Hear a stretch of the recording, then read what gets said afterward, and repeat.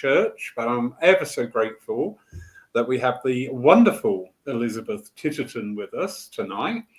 And I will be honest, I said to Elizabeth, oh, can you do it another night? And she went, yes. And then I realised I was busy that night as well. So I said, can you change it again? It was like, oh gosh. Elizabeth is the perfect guest. Not only is she amiable, knowledgeable and approachable, she's also very, very patient. So Elizabeth, good evening. Good evening, Laurie. It's lovely to be here. And thanks for inviting me. It's really a lovely forum, a lovely place to sit for an hour and a bit. So for me, it's really nice to be able to be here and offer what I can. Thank you. Yeah. And we were chatting a wee bit before. Oh, look out, I'm going all Scottish on you. Be warned. We were chatting for a little bit just before we went live tonight. And we were talking about these Lyceum nights. And it is wonderful that people can come together, listen, whether it be live now or later on, and just stir thought, because that is, to me, one of the biggest essences of spiritualism. It's to encourage us to think. It's to encourage us to grow, to learn, to understand. Yeah. And whether you agree or disagree with things being said, do you know what? That's fine. We are allowed to disagree with other people without turning into a fight. Yeah. The art of debate is still alive. But we were also chatting and saying, you know, okay, where will we go tonight? And Elizabeth brought up something that's very close to my heart, and also it's going to be something that's very much understood by virtually everybody who will be watching this, whether it's live tonight or at a later date, and that's the path of grief. So Elizabeth, how did this come into your energy at this time? Where has this come from? What spurred this in? To be honest, I've been coming closer to kind of trying to understand grief, far be it from a personal level, but from other perspectives, from other people. It just seems to have been a road that's taking me to where I am at the moment, and it's very much trying to understand grief as we know it. I mean, I've had much in my life, and I'm pretty sure you have as well, Lawrence, and it's one of those subjects that tears at you. It really does, and it takes you an awful lot of time to work through things. But I've got involved with, through my readings initially, and then through particular groups that I'm involved with, through loss, through losing partners, through losing children. I've got 2 or 3 groups that I am involved with, and since I've been sitting with them, I've realised that they're teaching me much, because as mediums, we think we know an awful lot sometimes with regards to spirit and offering energies from spirit. But actually, the people that have the most knowledge are the people that are sitting with those energies still, when they're going through that loss and going through that grief. Those energies are everything to them. And the way that we as mediums perceive it and look towards helping shifts when you're sitting with people that are really trying to show you their understanding of their loss and their grief, if that makes sense. That makes absolutely perfect sense. This is not applicable to all mediums, but sometimes there can be that leaning towards, well, I've just given this wonderful message, this wonderful communication, so, you know, the healing is all there, which is true, the healing is there, but we're only in that person's journey for that briefest of time. Yes, absolutely. That snapshot of their life. You know. And you know, with me before, when I'd be doing readings, and I do a lot of readings, you know, I do a lot of readings, I would come away from a reading and think, actually, that's helped, that's okay, you know. But actually, when you sit yourself down amongst a group in particular who are pretty much going through the same thing at any part in time, you start to really kind of tune in on what they're looking for and what they're hoping for when that loss has occurred. So it's given me a different perspective at times, even the way I sit now with people when I try to offer a reading, because it's really trying to grasp their persona initially before I ever take spirit in. Very true, very true. We run here at Paul the bereavement group every month. Yes. And when they started, that was a real eye-opener to me, because, you know, the path of grief, number one, everybody is on their own individual path. Yes. And I think one of the most errant things we can say, oh, I know exactly how you feel, because no, you don't. Mm-hmm. You do not know how I feel. And I don't know how you feel. And another thing with being involved both as working mediums, there can be that, not conscious thought, but, you know, we want to fix. Right, definitely. We want to fix people. You know, somebody's sad, we want to make them happier. If somebody's grieving, we want to make them happy. If somebody's ill, we want to make them, you know. And quite often, it's the greatest gift we can give to people on these paths of grief is just sit there and listen. Yes, very much. Very just much. to listen to them without trying to fix. Sorry, yeah. And the thing with grief is, you know, when people are going through grief, even people that know a particular family or a person very well, quite often they won't want to stop and speak about it and offer them what they need, maybe, and that's to talk about their loved one, or, you know, for whatever reason. But it's almost words escape them. It's not that they don't want to be involved. I think it's just a case of too difficult for them to broach. And yeah, listening, absolutely, Lawrence, you have to listen. Yeah. And it's that understanding as well that, as you're touching on there, somebody in just a normal day will go through all these different thoughts, all these different shifts. Yeah. And you could talk to that person at 10 in the morning and they don't want to talk about it. 3 in the afternoon, you could talk to them again. And actually, that is the time when they think, I do want to. I will share this. I will make this forward. Absolutely. Absolutely. So, the one thing I noticed, I did a reading recently, and it was just a young boy that came through. And the energy that he was bringing through was a lovely light energy, a beautiful boy. And the person that I had in front of me, just desperate to feel that energy and hear what I had to say with regards to that little energy that was coming through. And she hung in every word, literally. And I said to her, you know, it's not me I'm voicing it, but the son's the one that's actually giving you what you need at the moment. And it was to try and emphasize that the reading would come to an end abruptly, maybe after 30, 40 minutes. You would just say, right, okay, that's us.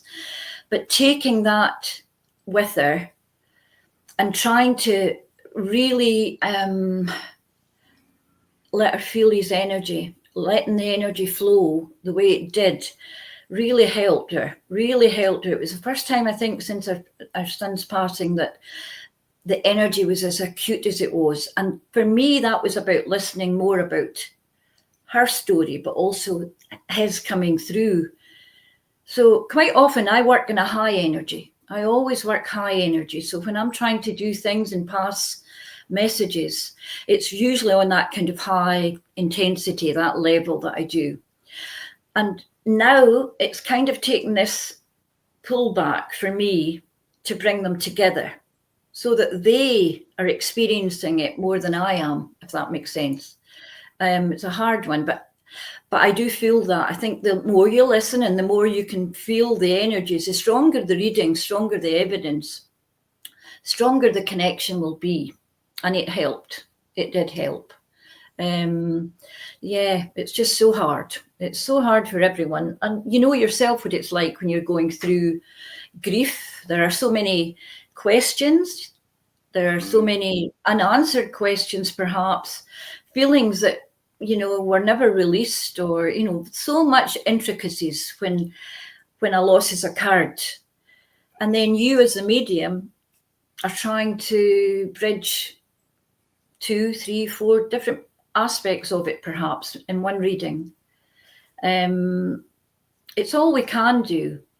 And I always feel that spirit are much, they're my power park. You know, as I say, I do rely much on what I get from my guide and what comes through. But it's all that intricate part of that person that I'm really seeing in a different light now. Yeah, that is just so true, so true. Yeah. And often, I like what you said there about bringing the spirit through. Mm-hmm. Because when that happens, that is just really is the magic of the miracle. When yes, absolutely. Sitter, I always say, you know, we should be working in this triad. So it's from spirit, through spirit, to spirit, but then back to spirit. Oh, yes. Yes. And emphasizing with the sitters that not to look to us, the medium, for the information. Mm-hmm. Absolutely. To link back in with mum, dad, son, daughter, whatever.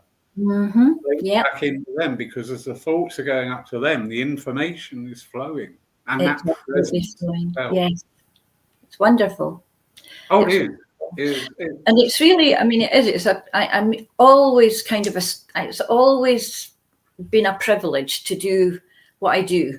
I really do feel that it's really a privilege for me to be able to sit, because when you're listening and you're trying to offer evidence for stories that are so heartbreaking at times, when I feel that guide coming in and saying, that's fine, go do it, you have that kind of counterbalance from him, I should say, as he offers his help.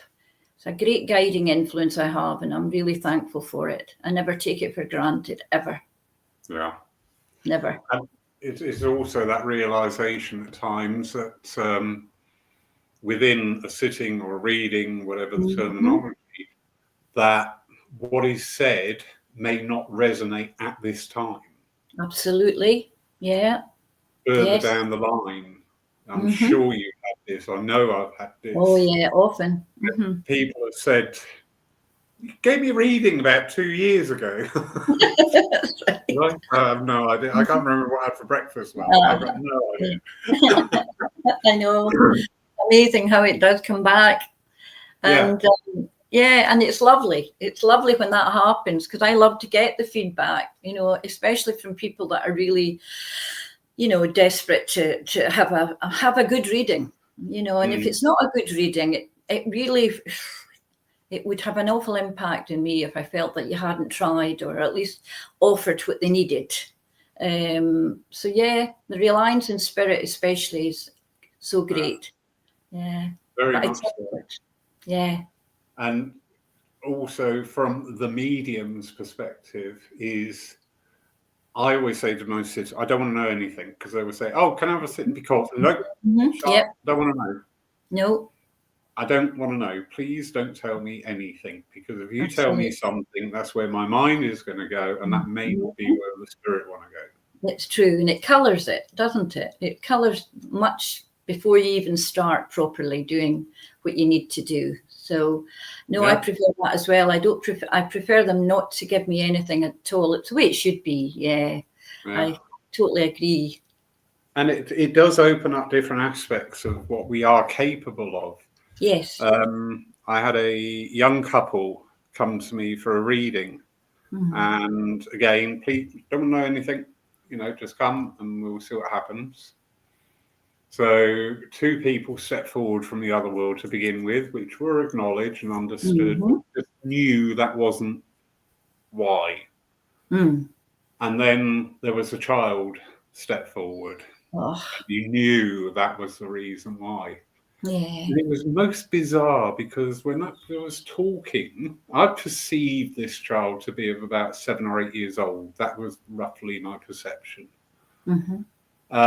But when they were talking, I said, did people used to call him an old soul because he's talking like a 30, 40-year-old? Oh. And they went, no, but carry on. Mm-hmm. Anyway, long and short of it, the end of the sitting, the child had passed at 6 months old. Oh. And I was intrigued. I was like, so what was going on there? I don't understand it. Mm-hmm. And we've got a wonderful medium down here, David Powell. Mm-hmm. I was talking to him and I said, I don't understand what was going on there. And he said, you were talking on the soul level. Oh, yes. I went, do you know what? Yes. Yeah. Yeah, I get that.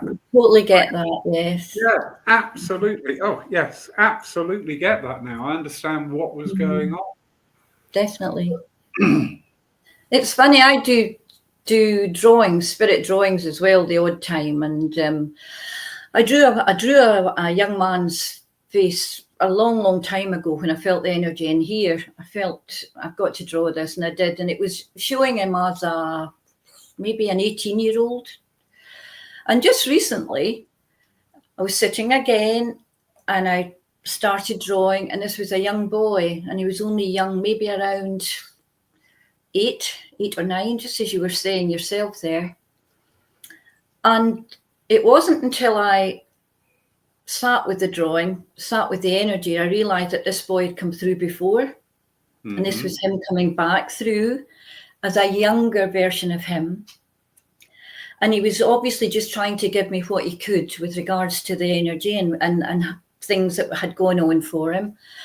And I passed it out to my circle, and the girl could take the picture and take the aspect of the boy, because he got ill when he was around 7, I think it was, and he passed when he was around 18. So he was showing me the two kind of really important parts of his life at that time when he came through, and I can feel the energy. It was so lovely. He was such a loving boy.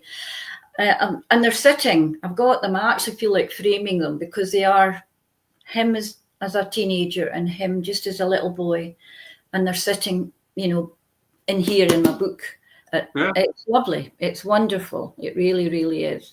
So yeah, the way they perceive themselves, or the way spirit allow us to see, is amazing. It really is. Yeah. It is. Yeah. So, got a question here from the lovely Maggie. And she's asking, when someone's grief is governed by feeling guilty, what do you do to help them? It's funny, because Maggie, because that's a biggie for me. Quite often when I'm doing readings, people will mention guilt. It's a big thing, when loss has occurred and you're sitting in that quiet space at home and you start replaying things. Guilt gets amplified. And I'm not saying we shouldn't feel guilty, because I think we're human, dear. I think we're all human. And we're all guilty of feeling guilty, because there's things in our lives that happen, that regrets in particular, that, and I have them, there's things that have happened and I've had to sit with it and try and work my way through it. But the thing with feeling spirit close to you, Maggie, is that they really are seeing beyond that guilt that you should be feeling, and just trying to usher that love back in. Right. So for me, it's not a case of sitting with guilt. It's a case of learning from it, because we have to. They don't sit with guilt the way we do here. And the thing, because we have the time and because we have the replaying going on and on and on, guilt comes back every now and again and hit us right there, right between the eyes. But don't allow that. That's my advice. We will always look for the one thing we think we failed on. Yes. We will always look for that one thing. Yeah. You could be there all day, every day. And then you had to have a week's holiday because you needed to recharge, and you feel guilty because you left them alone for a week. Yeah, absolutely. Yes. But you're there for 51 weeks, but that goes out the window, doesn't it? Yes, it does. It does. It's that 1 week. And also, it's a very good lesson because, oddly enough, I was having a conversation today with one of our more mature members. And she's a lovely lady, and jokingly, she said, "Oh God, my kids," she said, "they're trying to do things for me, and they want to come down, and they want to do this, and I just don't want them, I don't want all the fuss and all that." And I said, let them show their love. 2 reasons. Yeah, Number absolutely. one day you might want help, and because you keep saying no, no, no, nobody's going to offer it.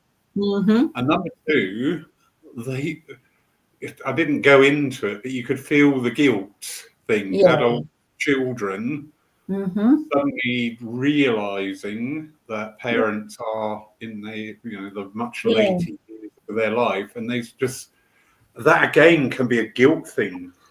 Oh yes, very much. Because we don't see our loved ones age. I know that sounds bizarre, but we don't. It's true, we don't. We really don't. I always thought my mum and dad would go on forever. I always thought they were always going to be there, and they are. They are, because they're very close to me still when I do what I do, and I feel their energy is even here tonight. My father in particular. But yeah, you don't imagine that kind of slowing down or that kind of gradual change in them. Sometimes it's quicker than most. But yeah, you want them to go on forever. That's the thing, isn't it? Yeah. Yeah. The one thing that is going to affect everybody is the one thing that we don't like talking about. Yes, absolutely. And it is the only one thing that everybody will endure or experience. Yes. And yet we're very reluctant to actually talk about it. It's true. It's true. It's not an easy subject for a lot of people. We tend to shelve it, don't we? We do. I remember with my parents, who were going to go on forever. They do, but not quite in the way that I imagined. So, that's. But I had a phone call, and I was at that time working for a pub company, and we were going through this program of opening up new bars and clubs. And it was the Thursday before the Friday night launch of this new pub. And one of the barmaids took the phone call, and she went, "Laurie, you've got to go." She was a very strong South African lady, and there couldn't have been anybody better to answer that phone, trust me. She said, "You've got to go home, your dad's ill." And I went, "Oh, well, okay, no, we've got all this going on Friday and Saturday night, Sunday on." I said, "I'll go home on Monday." And she, typical South African, strong. Yeah. Your father, you will go home now. And you know what? To this day, I am eternally grateful because it was a real. She knew. And yeah, it was the right time to go. But yeah, sometimes we need that external slap. We do. And the thing is with the grief, as I say, I've had 2 or 3 visitations from loved ones after they've passed. My mother in particular came about a couple of months after she'd passed over. And my father and I, see her often still, but he did for a while after she passed. But she was as clear could be. And when I saw the smile, when I saw my mother smile at me and just give me the wave, it was like, I'm okay. Everything's okay. You should be okay.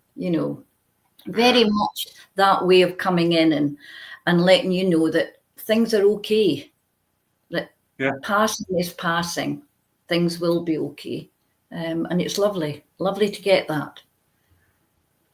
I had that, but I didn't handle it too well.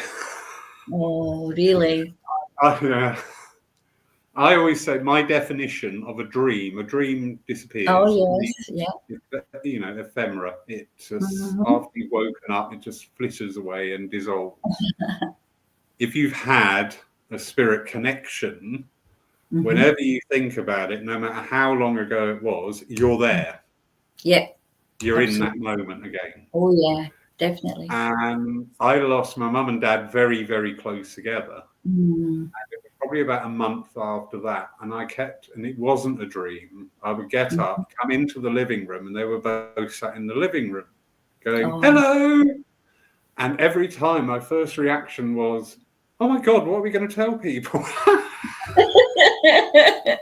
Oh. all that effort to come back and comfort me, and I'm more worried about what people are going to say because they're back. Amazing. Yes. Oh wow. Well, there you go. That's something else. That was lovely. Mm. You know, one of the things often where people will investigate our churches and centres and readings Yeah. is through loss, through grief. Yeah. We've seen in the history of our movement, the big resurgences of it were after the First World War and during and after the Second World War. Yes. Because grief and loss had touched everybody. Yeah, absolutely. And everybody wanted to know. And do you know, so often, what people are looking for is just to know they're all right. Absolutely, yes. And Just, yeah, that's the overriding thing constantly. Are they okay? Yeah. And how do we know they're okay? You know, they'll ask that often. Yeah. That's what they look for. Yeah. You can sit there and do 30, 40, 50 minutes of a reading, relaying all this information, Yeah. which is readily accepted and understood. But that one line, and it's almost like, you know, a throwaway comment they give at the end.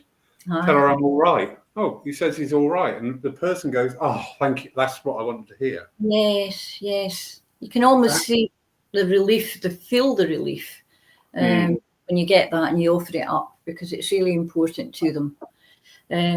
But yeah, it's just, it's really, as a medium for me, that is the most important thing, is to be able to bring that comfort or to bring that evidence through that will help allow healing. Really, it's the healing aspect of it that we're trying to accomplish, you know, because healing has to come from a reading, and if it doesn't, there's something wrong somewhere, you know, to a degree. You know, a lot of people are so embedded in grief that readings per se might take a long time to actually impact on them, because they're still going through such a sharp grief. So, but yeah, I mean, it's an awakening. It really is, to see the difference it can make. But that's spirit. That's all spirit. Yeah. You know, very much. It's encouraging people to, you know, engage with that healing side of what we do, because I'm sure you've had this, and you do see it fairly commonly, unfortunately. Yeah. That a medium will give somebody a certain amount of evidence or certain things, and then that's it. They are following that medium all the time, because it's almost like, I say it's a bit like a Band-Aid then, because you're not treating the issue.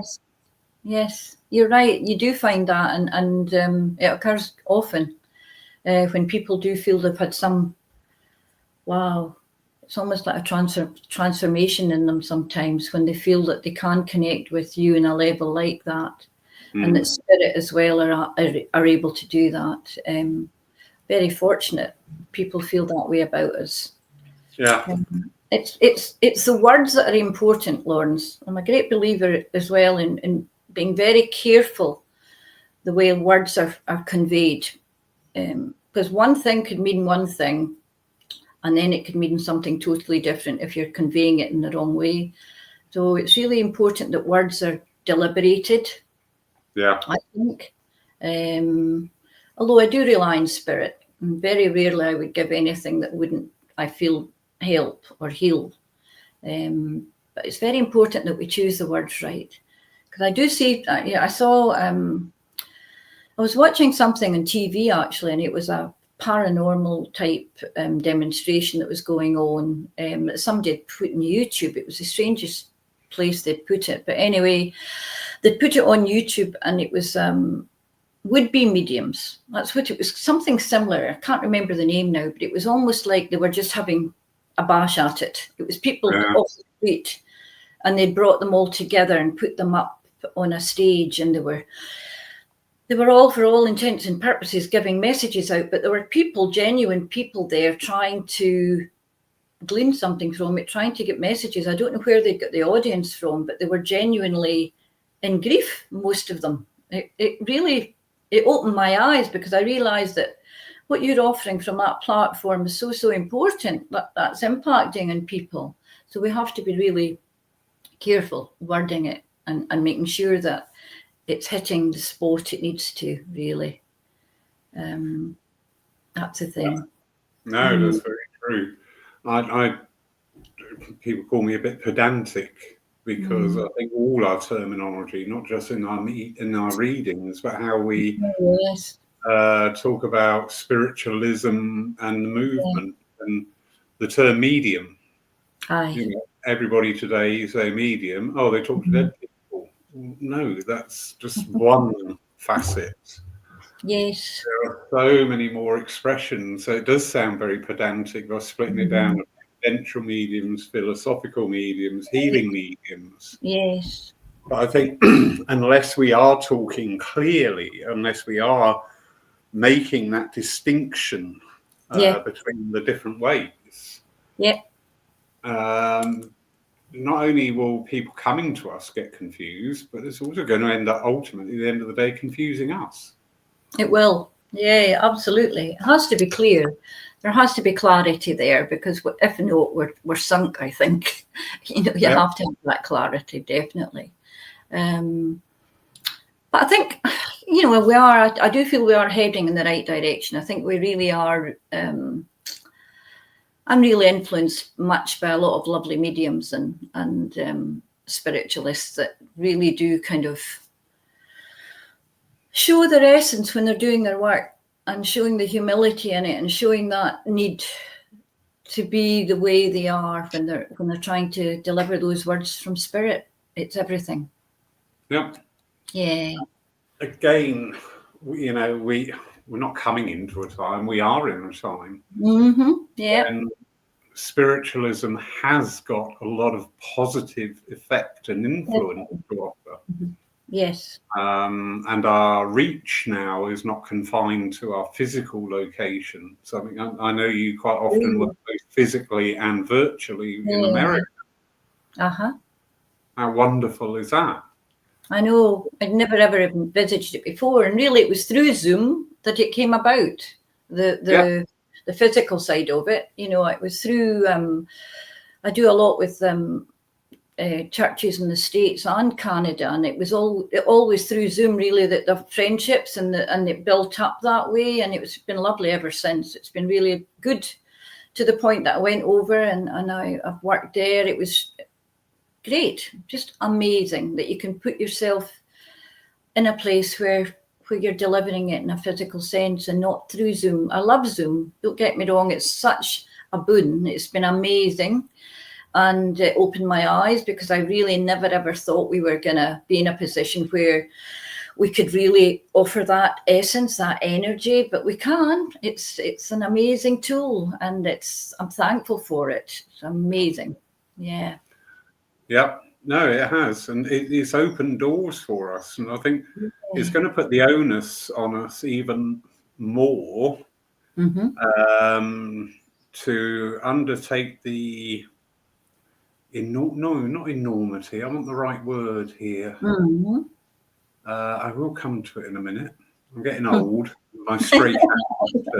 But there is a huge amount of duty that we have in what we're saying and what we're doing. The messages will always have their place.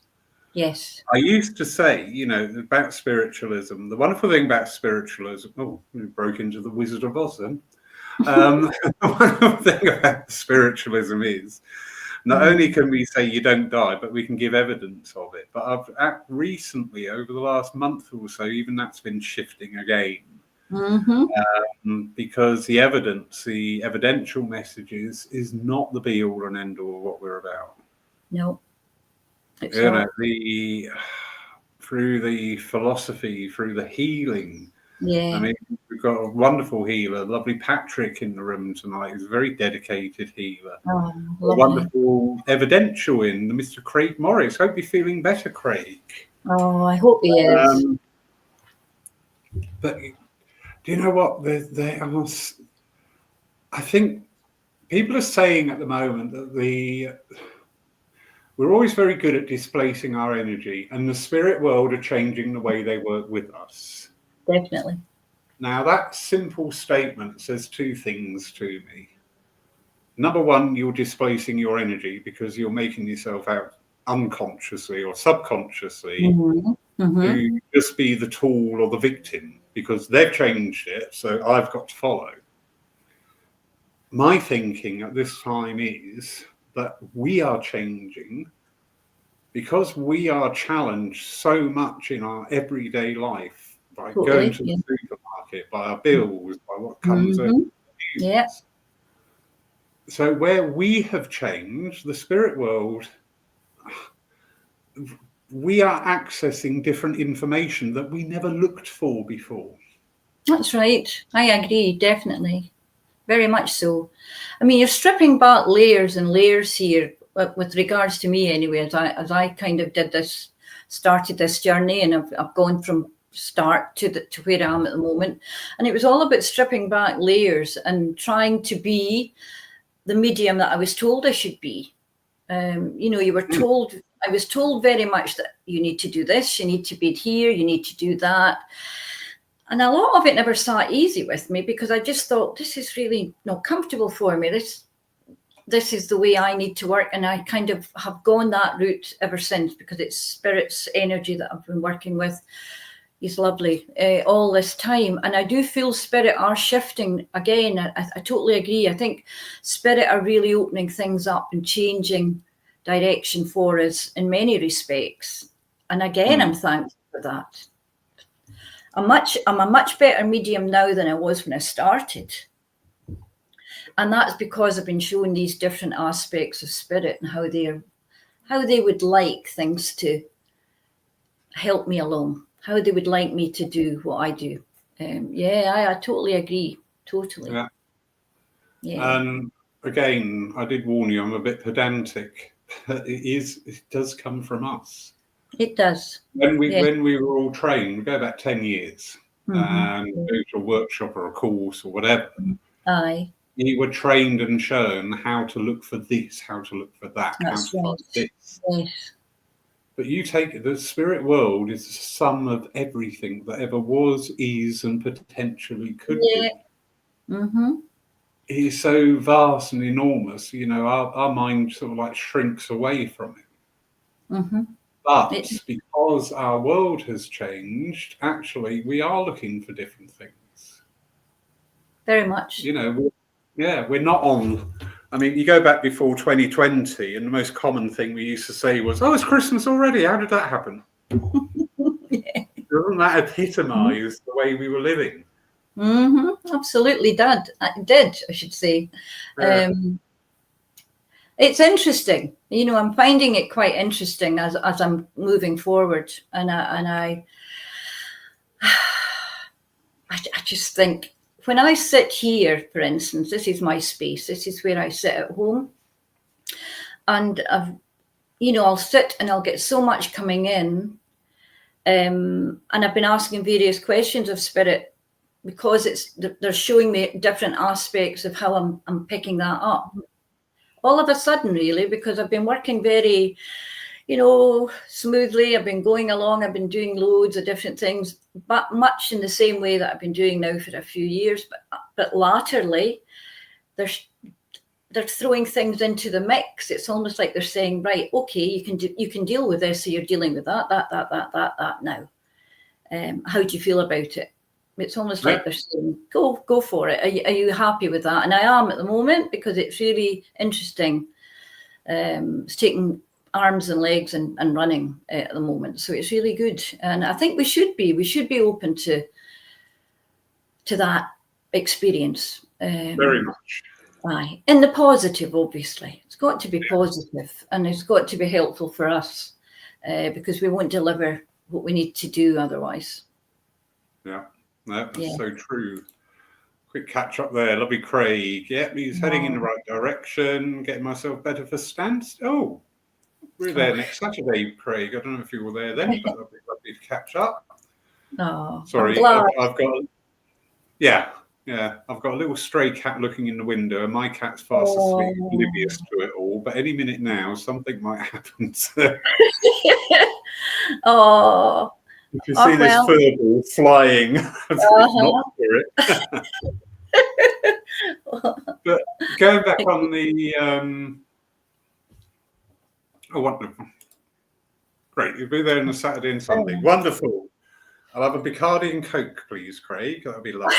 Sounds good. That'll be wonderful. When we go back onto the path of grief and the understanding, I mean, not only do we have that access there for the short term, we also have the potential for access and education for the longer term. Absolutely. But again, like you touched on very well earlier, we've just got to be so careful how we put these things. I remember at my father's funeral, somebody saying to me, "Oh, I don't know why you're upset. He's in a better place." Well, we nearly had 2 funerals that day. Yeah. People, as I say, they don't realise just how deep that touches. And they mean it with the best of intent, I'm pretty sure. But but you say it's just, and it's getting sorry. Yes. It's the thing for me, I think, latterly, just because I've been working with a group in particular that have lost children, it's so touching. Because, but for the grace of God, literally, I just think how hard it must be to even begin to get over that. And the fact that they come to someone like us, or to try and understand and try and get a better sense of connection for them, it's heartbreaking for them, heartbreaking. But grief, as I say, it's something we will never get accustomed to, never ever get accustomed to, but it's just living aside with it. It's very hard, very hard. Yeah, and it is that level of acceptance, because we don't get over it. No, never. I mean, I'm the youngest of 5. My mother and father had me when they were in their 40s, and I was the youngest. So they've all gone, bar one. My eldest sister's in her 90s. She's amazing. She's the only one left out of all that, my immediate family. And it was awful. They were just all, going within years of each other, and hard to get past it. Even though I was growing up and I had my family and my husband, and things were going on, life was moving. The fact that I lost them at that point, they passed over to spirit at that point, was so hard for me, hard. And that kind of took me back down this route. It'd be interesting to ask how many mediums were actually taken on this route. What took them on that route? Because I think loss, obviously personal loss, for a lot of them was the reason that they jumped on that kind of that journey. Definitely for me, even though I was aware of spirit, and I never ever felt a distance after they passed, that certainly took me on that mediumship route more so than anything else. Yeah. Yeah. And it affects us so profoundly, as I Yes. touched on earlier, Yeah. losing both parents so close Oh, together. One yes. of the worst realizations I had was I had nowhere to run to. Oh, I know. As long as they were alive, there was always, Yes. whatever Yes. happened in the world. It's true, Laurie. Know Yes, something, and absolutely. suddenly it's not there, and you just. And I felt it even more acutely when my mum passed first, and then my father passed, and it was his passing that really made me, oh, my goodness, they've gone. They've gone, and it was that kind of acute way it hits. Yeah. Awful. Must have been awful for you. Well, it is awful for everybody. Yeah. Anyway, we have a few people in the room. We have the lovely Tim Abbott. Hello, Tim.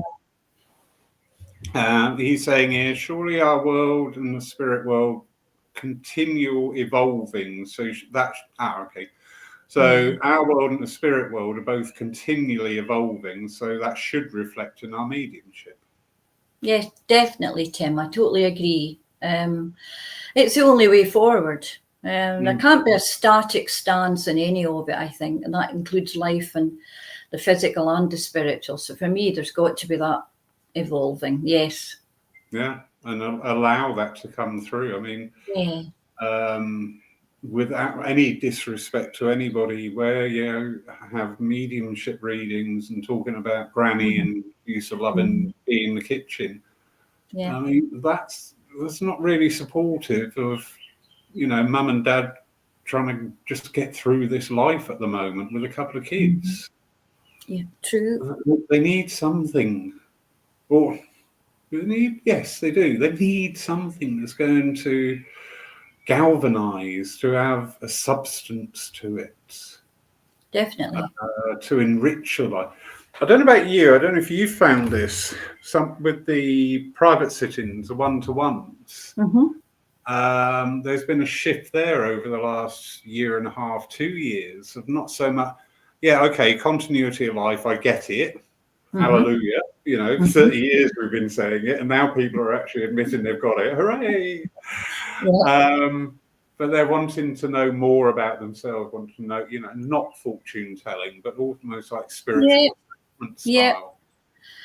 I think that says a lot for the medium as well, in that if when you're offering things like that up, there you go. We've got a psychic in the room. Yeah, there you go.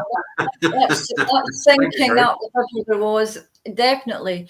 And they are doing that because I think they've got more faith in us to offer it. Yeah. I think they're asking those questions when they're comfortable in a sitting and they're happy for us to try and offer what we can out. Definitely. It all comes from that sitting, that comfortable space. But definitely reflecting more. There's more of the person coming to the sitting, looking for more from them. Definitely, yes. And this also reflects in where I am running the church. You get a few people come in, and I want to be this, and I want to be that. And energetically, you can sense with some people, okay, well, yeah, there's potential there. Yeah, there is potential there. So yeah, see where we go. Other side, sometimes you're just not feeling that potential there. No. And you're just going, well, you can pursue it.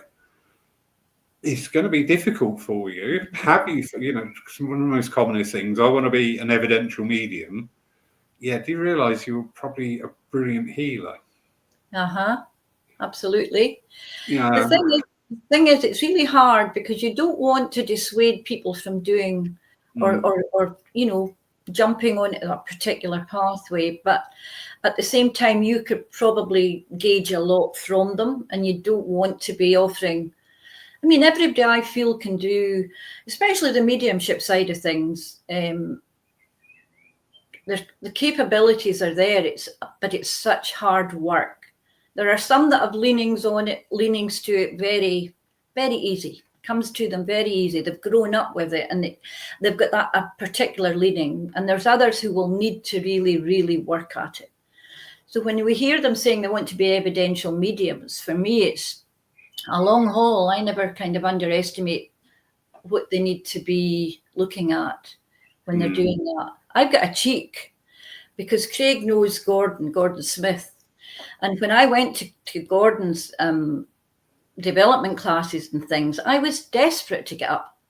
And I never ever wanted to do platform initially, but it got to a point, I'm doing this, I'm going to do it. And far too quick. It was far too quick. When I look back now, I was thinking, gosh, I should have listened a wee bit more, but it took me that while, but I got there. But yeah, I think it's just everything's got to be done now. You've got to be up there within months, weeks sometimes. But at least with that, you've shown the capability to understand it. And this is one of the things that often transpire. I had this conversation again today. I said, I can teach you the mechanics of mediumship. I can teach you how to stand there, how to present yourself, how to make a link. I can't teach you to be a good person. I can't teach you to be an open person. I can't teach you to be inquisitive and rather than judgmental. That's got to come from you. I can't teach you that. Absolutely. There's only so much. Oh, absolutely. There's only so much any of us can do in that respect, I think. But yeah, I mean, it's lovely to be able to see people progressing. I love to see people come in contact with and maybe have gone through a workshop or two with you, and you see that potential and think that's lovely. And to see it evolving in the right way is even better. I think that's the thing. You've got to, connect with it in that vein. It's got to be done right. It's very much a focus this year. It's about the development of the medium, not developing the medium, if that makes sense. Yeah, absolutely. When you get up there. Yes. Yeah, very much. I did a brilliant reading today. Okay, so how did that touch you? What did that mean to you? You, not about the persona or your image or whatever. Yes. How did it affect you? What did it make you think? Because actually, every time we engage, I call it the miracle because it is a miracle. Right. And every time we engage with that, we should take away that self-learning. Not do what we do as mediums. Oh, I missed that. I didn't do that. I didn't get that. That's right. Yeah. Take away that self-learning, that understanding, and especially again when we bring it back to the grief path. Because when we sense and work in that energy, that's a very profound experience. Very much. Very much. And the thing is, I think when we are sitting with people that are in really, really in the depths of grief, in the grip of grief, readings for me sometimes I feel are too soon, or the grief is so intense that the reading I feel won't have that impact or shouldn't really be given at that time. It's not the first time I've done that, when I've had someone sitting and I knew that the grief itself was just masking everything else. It's so hard for them and so hard to be able to take anything. Just a glimmer is what they're looking for. But actually at that point in time, it's impossible, I think, to even get through. Yeah. Because the path of grief is healing. Yes. And unintentionally, we can either stop, halt, or regress that healing path through our actions. Yes. And that's another thing we need to be mindful of. I always remember the first time this ever happened, I was working with a lady, and I know her husband was sat, but he was one chair away, and it fascinated me why he was one chair away. And I spoke of the husband, then the grief came out, and I went, that's why he's one chair away. Because when we are in that vibration, spirit is harder to join. It's more they're going to observe what we're going through. Yes. Yeah, absolutely. And understanding that, because people say, "Why don't I feel him close?" Because at this Mm-hmm. time, he finds it difficult to draw close. Yeah, yeah. And this is the path we've got to go through. Mm-hmm. Yeah, spirit are always, when I sit for any reading at all, or even on platform, when I'm on platform in particular, and you can see people, all the audience are there, faces, faces, faces, and you're getting energy coming in, and you're going to someone, and you can see that when you're connecting with that person, they're either not ready for the reading, they're not ready for anything, but they're sitting in that audience and something's drawn them there, something's taken them there for them to be able to be part of that night. So it's not the first time, as I say, I've gone to someone and you can see the grief hitting you as much as it's sitting with them, and realize that actually, no. Yeah.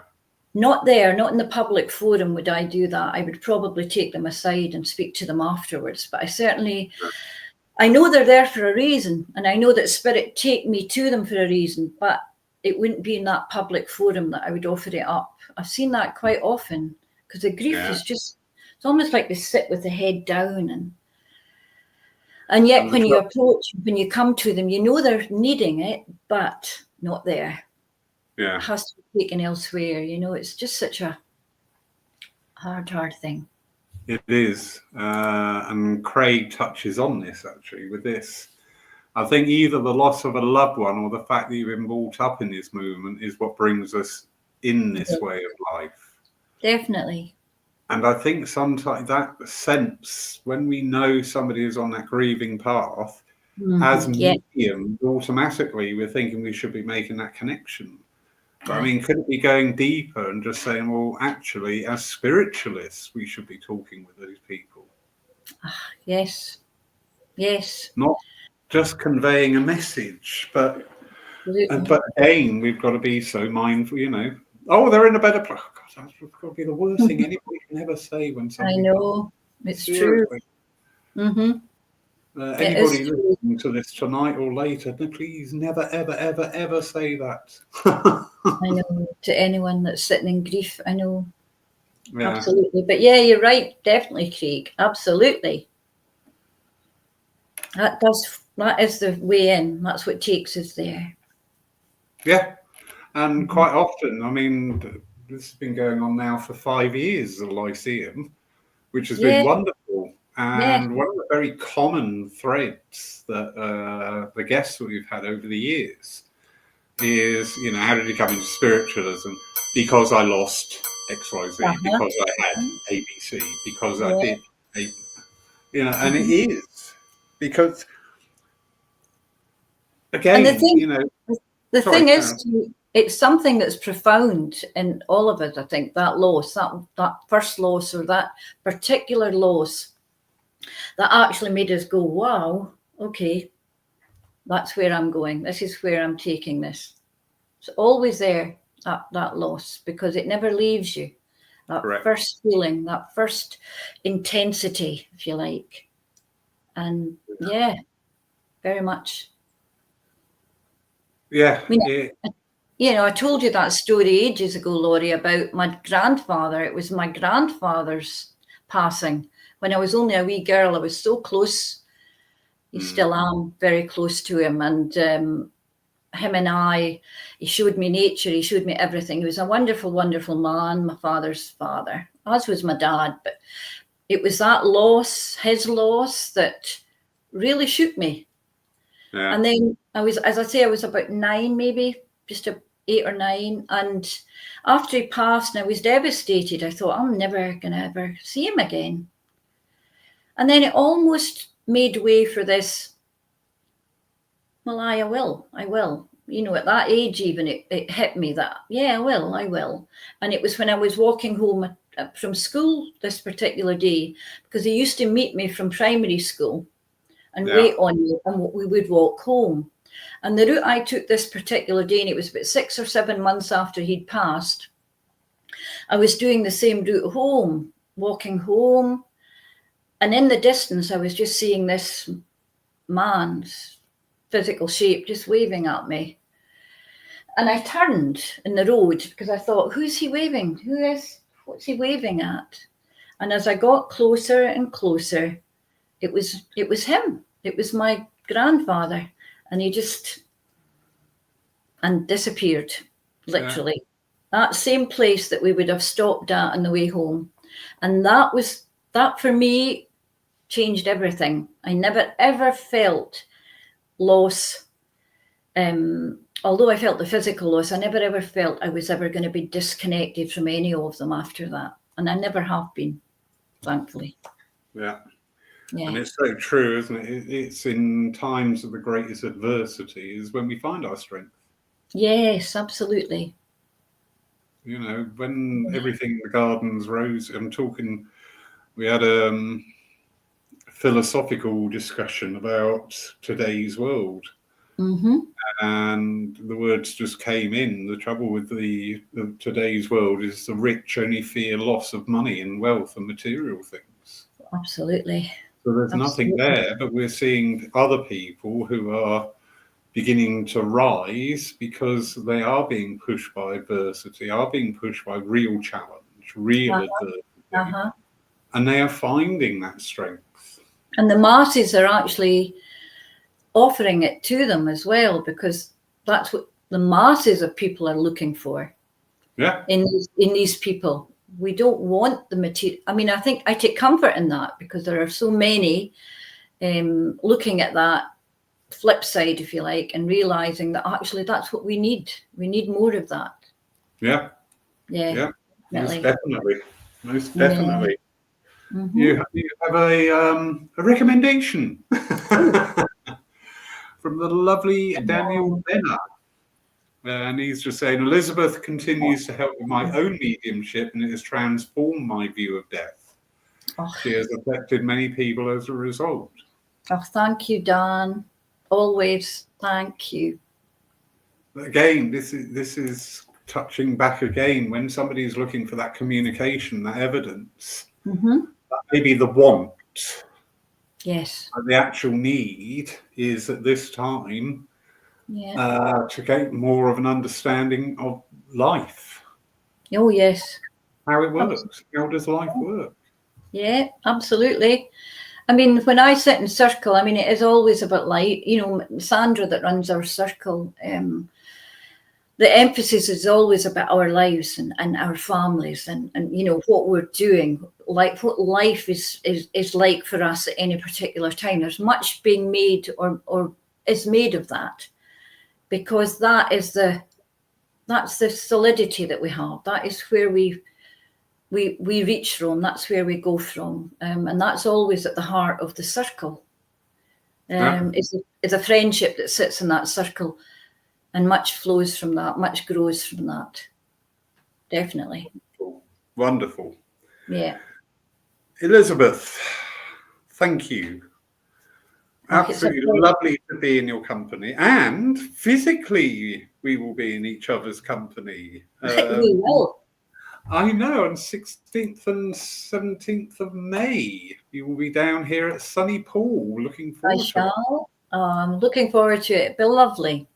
Yes. And the sun will be shining, I'm sure. Oh, most definitely. And I'll have about 14 cats by then. So That suits me. That suits me. Thank you so much, Lawrence. It's been a pleasure, as always. Absolutely. And always a delight talking to you too. Thank you, everybody has joined us, and thank you. And those of you who will be at the Stansted Hall next Saturday, we'll be there. We've got a coach load coming up from Sunny Pool. A few people are in. So it's always lovely to catch up with people in the physical.